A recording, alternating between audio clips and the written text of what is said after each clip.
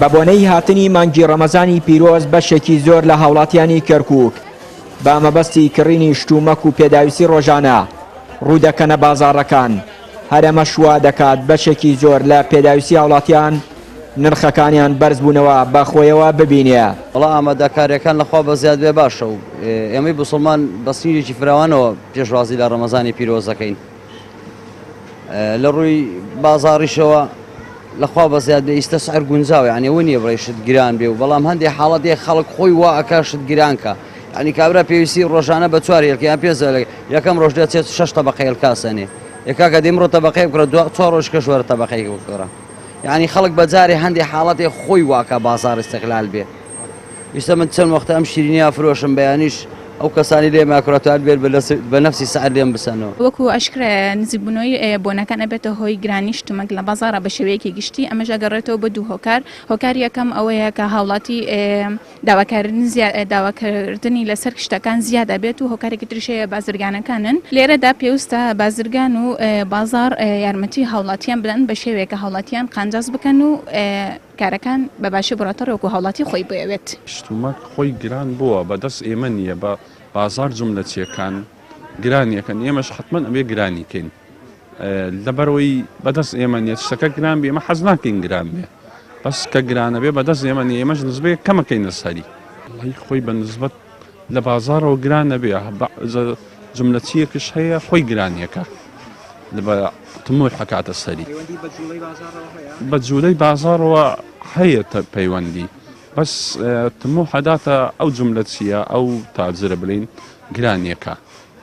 ینی بە نسبەت ئێمە خۆی لە هەموو وڵاتی لە مانگ ڕەمەزان تشدا بەزێ کەم نەبێ، یعنی بەس لای ئێمە لەم وڵاتە عەکسەوەیە گرانە بێ.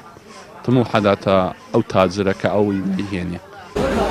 هاوڵاتیان دەڵێن بەشێک لە بازرگانەکان لە بۆنەکانی مانگی ڕەمەزان و جەژنەکاندا بێ گوێدانە بارودۆخی دارایی هاوڵاتیان بە شێوەیەکی بەرچاو نرخەکان زیاد دەکەن.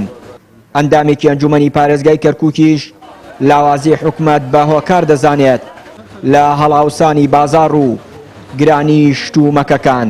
بەداخەوە سەبارەت بە جومجۆڵی ناو بازار لە زۆربەی وڵاتە ئەوروپیەکانە لەگەڕ لەسەر ڕێزگرتن لەبەر ڕێزگرتن لە موسڵمانان و ئەوانەی کە بە ڕۆژۆ بن نرخەکان دابەزێ، بەڵام لە وڵاتانی ئێمەیە چاوچودۆکی بازرگانەکان وا ئەکا شتومەکی بازار زیاتر گرانتر بێتەوە. ئەمیش ئەگەڕێتەوە بۆ لاوازی حکومەت یاخود دەستوەردانی حکومەت و شەریکبوونی خۆی لەگەڵ بازرگانەکانە کەوا ئەکانیان لە جومجۆڵی بازار بەرەو دابەزین بڕوا بەڵکو پێچەوانەوە بەڵاو شار و زیاتر ئەڕوا. دوای 16 ئۆکتۆبەر زیاتر نەبوونی هەمەهەنگی لە بینی پارێزگار و ئەنجومەن و دام و دەستگا حکوومیەکانە کەوای کردووە ڕۆڵەی چاودێریکردنەکە لاواز بێ.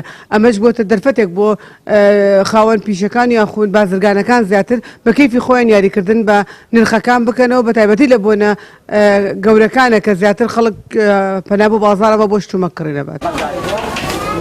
مانگی ڕەمەزان وەک هاوڵاتیان دەڵێن لە زۆربەی وڵاتان و بەشێک لە وڵاتانی غەیری ئیسلامیش بۆ ڕێزگرتن لەو مانگە و لە دۆخی ڕۆژوانان نرخی کاڵا و شتومەک هەرزان دەکرێت.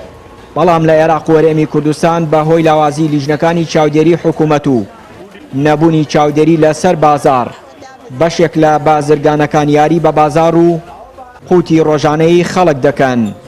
چیانوری کەناڵی ئاسمانی پەیام، کەرکووک.